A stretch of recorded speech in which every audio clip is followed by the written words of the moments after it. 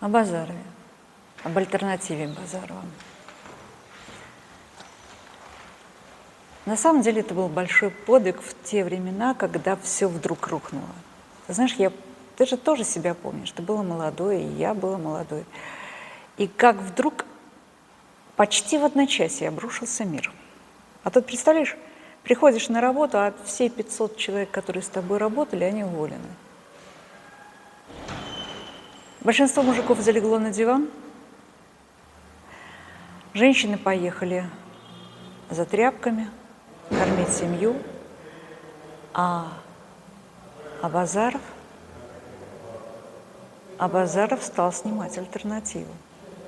И снимал ее 26 лет. 26 лет разговора о духовном, о главном, о самом главном. А вот с точки зрения Геннадия Садыровича, когда мы с ним беседовали, я поняла, что он вообще-то мир видит не так, как мы на самом деле, потому что его видение, оно запредельное, на априори трансцендентальное, то есть за пределами опыта, за пределами разума, за пределами того, что он здесь на Земле получил. Да, у него было прекрасное детство, его, как он говорил, держали на коленях великие люди, и было на кого равняться. И ему повезло с тем, что он на Мосфильме проходил потрясающую школу великих мастеров, и даже у Феллини. То есть он называл такие имена, которые нам кажутся такими столпами классики. Они действительно столпы, они столпы не просто профессии, они столпы духа.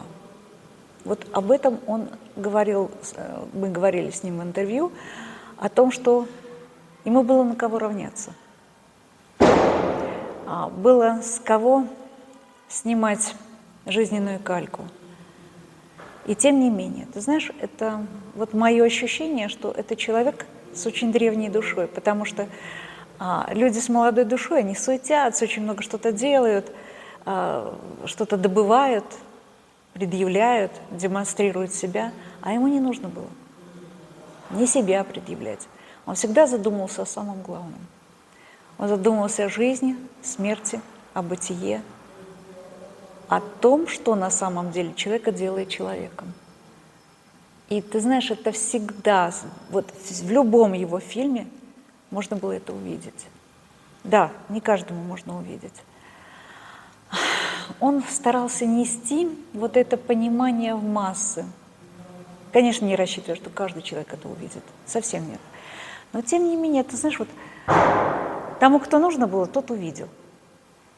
И самая главная его была задача вот этот жир, копоть, жировую копоть соскрести с человека. Он пытался каждого человека вытащить. Но пусть не со всеми удалось. Что происходит сейчас? Я спросила, чем отличается культура того времени от нынешнего? Ну, начнем с того, что сейчас интеллигентный человек себя не проявляет.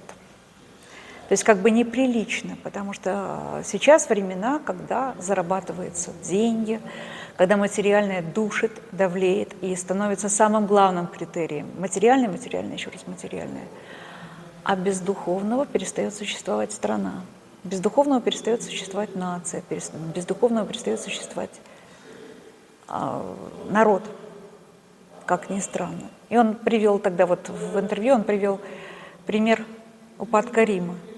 Был поэт Овидий, которого изгнали, и после него началось разрушение Рима.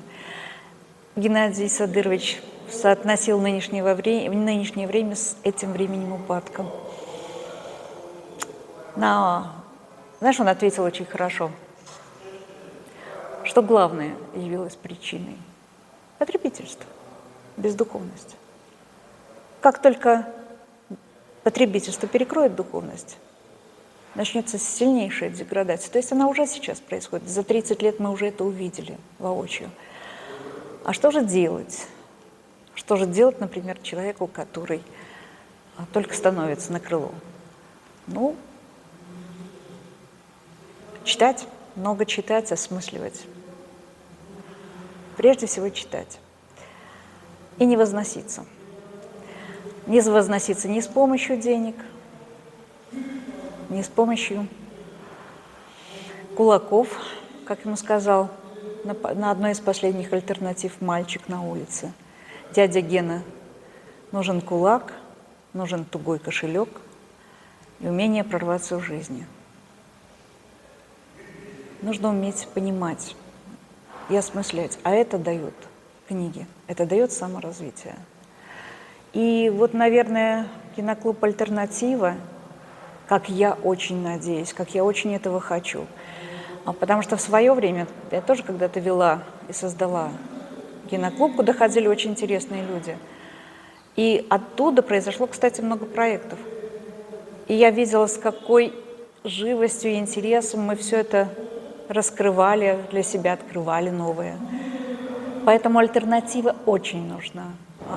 Она нужна и молодым, и нашего возраста людям, потому что мы, во-первых, хотим увидеть себе подобных и перестать чувствовать себя одинокими, потому что нас разбросало на самом деле, довольно сильно разбросало, и мы как-то позакрывались в своих квартирах, перестали общаться.